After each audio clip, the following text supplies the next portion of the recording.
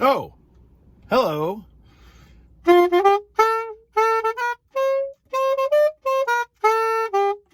I'm ready to learn with Rise and Shine. Good morning, and good morning.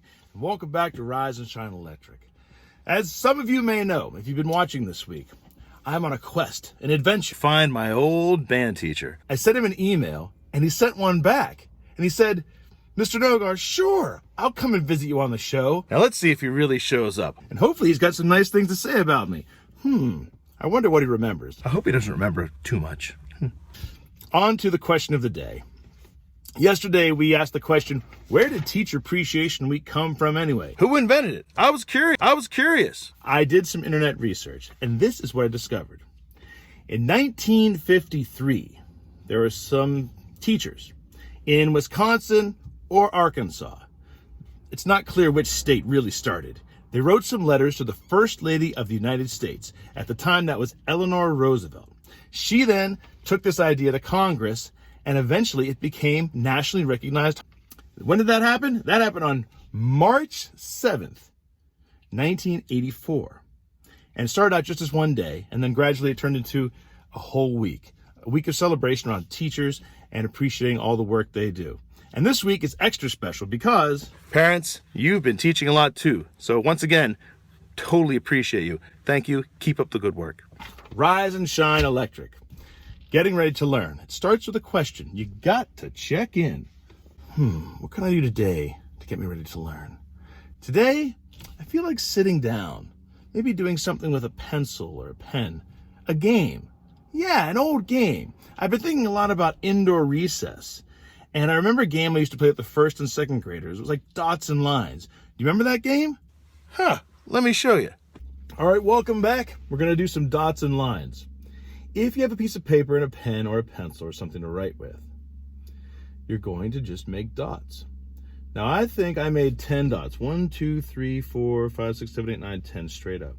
So you just want to keep making lines of dots and try to make them line up the best that you can.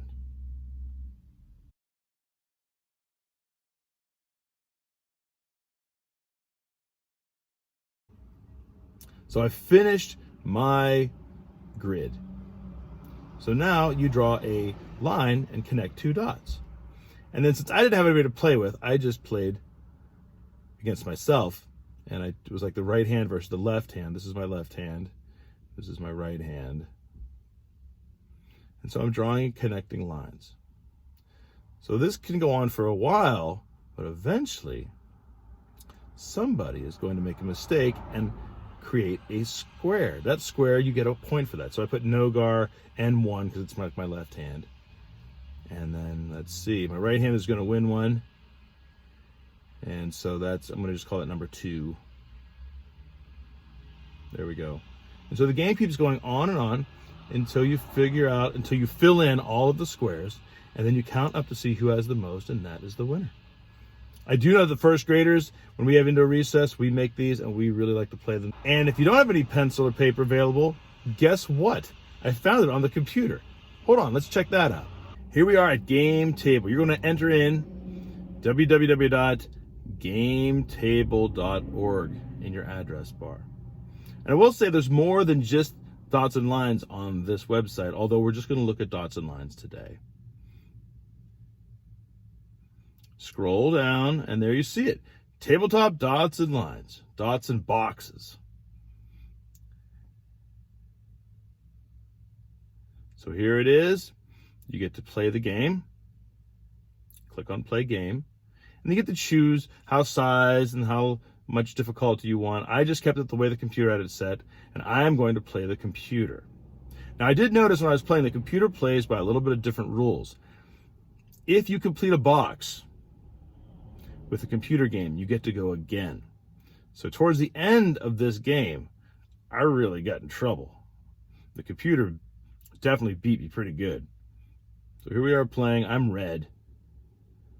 I'm trying to fill in, connect the lines. Don't make it so that the computer can make a box. But eventually, I had to let the computer make a box. So here we go. Watch how this goes.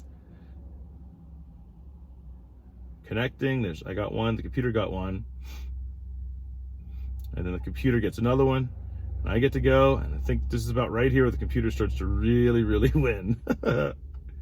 Yep. Here it goes. Go, go, go. This is where I really started to lose. Oh, I'm trying, but the computer, every time you finish a box, you get to go again. So with that rule, this game goes pretty quick once it gets towards the end. I tried. 2-18. I could definitely do better than that. I'll play it again.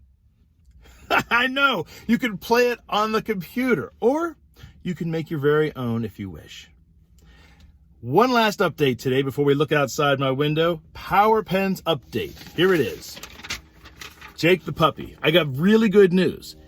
4 more people have submitted some writing.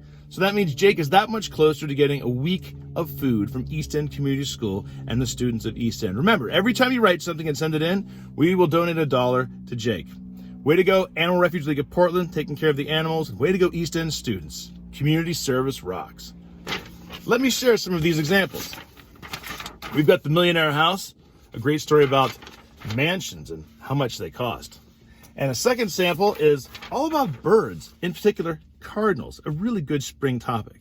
And the last one is a student newspaper that I've been sent called Voices Yet Unheard. Voices. And it's a newspaper that some of the students have made just to be reporters while they're at home. If you're doing something cool at home like that and you want to share it, please send it in. I'd love to talk about it on Rise and Shine Electric. Now, let's take a look outside my window.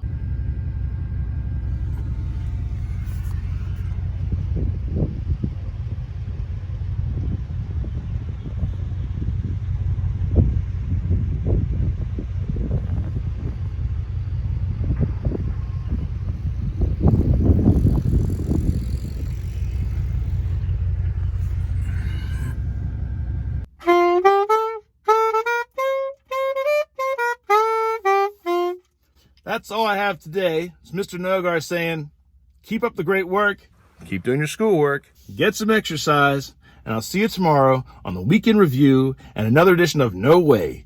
Mr. Nogar saying, bye-bye.